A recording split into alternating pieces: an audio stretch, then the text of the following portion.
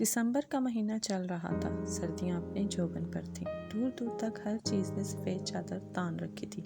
अभी भी बर्फ रुई की मानत गिर रही थी। वक्फे से दीवार के दरख्तों की शाखें चटकने की आवाज़ें सुनाई दे रही थी। गहरी खामोशी रूह तक में सनसनी पैदा कर रही थी। मिट्टी का कुशादा कमरा जिसके बीचों बीच जलती लकड़ियों का आला दहक रहा था और इसके इर्द गिर्द हम सब दादी को घेरे में लिए बैठे थे। दादी अम्मा नजरें देखती लड़कियों पर जमाई माजी के सफ़ों की गर्दानी कर रही थी। कुछ देर बाद गला खंकारते हुए गोया हुई, ये इस वक्त का वाक़या है जब पानी की किल्लत के बायस में और सनोबर आपी सहरी के वक्त पानी भरने जाते थे। सनोबर आपा मुझसे उम्र में काफ़ी बड़ी थी। सनोबर आपा कभी अजान से पहले और कभी अजान के फ़ौरन बाद पानी भरने के बर्तन के लिए आती और हमारे हर घर की दीवार पर बर्तन से ज़रबे लगाती। मैं फ़ौरन उठ जाती, अपने बर्तन उठाती और बाहर आ जाती। हर तरफ गहरा अंधेरा छाया होता था और गीदड़ों की दिलखराश आवाज़ दिल झंझोड़ देती थी। दिल में ढेरों खौफ लिए हम सहज कर कदम बढ़ाते जाते थे। घर तो चूँकि इस ज़माना में इक्का दुक्का ही मौजूद होता था और हम पानी लाने के लिए तवील मुसाफत तय करनी पड़ती थी। झाड़ियों में थोड़ी सी हलचल होती तो हमारा दिल उछल के खलक में आन पहुँचता। सनोबर आपा काफ़ी मजबूत एसाब की मालिक थी, जबकि मैं काफ़ी डरपोक वाक़या होती। पानी लाना मेरी मजबूरी थी क्योंकि घर में एक बूढ़ी सास थी और 3 बच्चे, मेरी एक बेटी और 2 बेटे। शोहर तो रोज़ी रोटी कमाने के सिलसिले में बाहर निकलते तो महीना बाद ही वापस लौटते थे।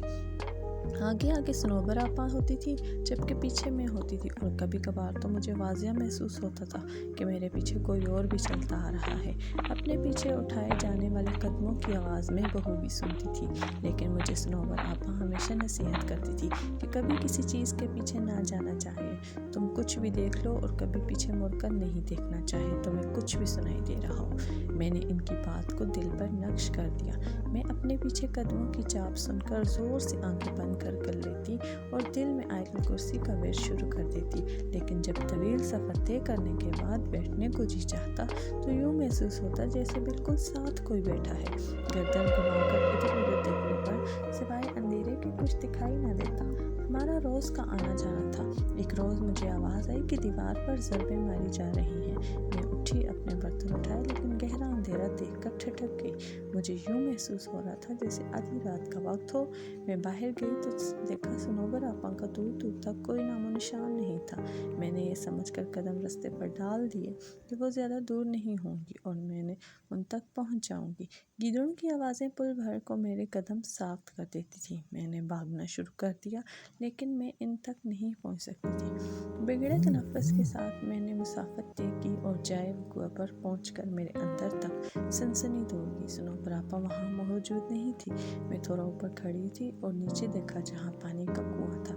ऐसा महसूस हो रहा था कि कोई पानी के डोल यके बाद दीगरे अपने ऊपर बहा रहा हो। मैंने नीचे जाना ज़रूरी न समझा और पानी का डोल उल्टा कर उस बैठ गई, लेकिन थोड़ी देर बैठने के बाद भी पानी की आवाज़ें बदस्तूर आ रही थी। मुझे अजीब व गरीब ख्यालात आ रहे थे और पानी की आवाज़ से अजीब सा खौफ महसूस हो रहा था। अपने पीछे किसी को महसूस किया तो मेरे जिस्म में कपकपी तारी हो गई। मैंने लरजते हुए पीछे मुड़कर देखा तो किसी का नामो निशान भी न था। वहाँ एकदम से सन्नाटा छा गया। मेरी हैरत की इंतहा न रही, लेकिन ऐन उसी जगह ऊपर घने दरख्त की शाख पर कोई अजीब सा परिंदा बैठा मुझे नजरें गाड़े हुए अजीब किस्म का परिंदा था। मैंने कभी ऐसा परिंदा नहीं देखा था। इसका सारा बदन काले बालों से भरा हुआ था। इसकी सुर्ख आंखें देखकर मैंने दहशत के मारे भागना शुरू कर दिया।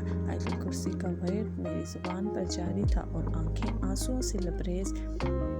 मैंने 1 मिनट के लिए भी रास्ते में रुकना मुनासिब नहीं समझा और अपने घर के पास पहुंचकर दरवाजे की तरफ हाथ बढ़ाया ही था कि उसी वक्त सनोबर आपा अपने घर का दरवाज़ा खोलकर बाहर निकल आई। इनके पास डोल भी थे और मैं दरवाजे का पट खोलना चाह रही थी, लेकिन अपना तवाज़ुन बरकरार ना रख सकी और बेहोश हो गई। आँख खुली तो देखा इर्द गिर्द सब जमा थे। सनोबर आपा के घर के सब अफराद भी बैठे थे। मैंने पानी के लिए आवाज़ दी तो सब लपक आए। थोड़ी तबीयत बहाल होने पर मालूम हुआ कि आज चौथा रोज़ था और मैं मुसलसल बेहोशी की हालत में थी। मैंने उस रोज़ का वाक़या सबके गोशगुजार किया तो सनोबर आपा माथा पीट के रह गई और बोली, जैसा तुम कह रही हो ये दुरुस्त है, तो हम इसको मौजज़ा ही समझेंगे कि तुम जिंदा सलामत लौट आई हो। मैंने रब का शुक्र अदा किया। आज भी बदन पर सनसनी तारी हो जाती है, آواز اور اس عجیب و غریب پرندے کے بالوں والا جسم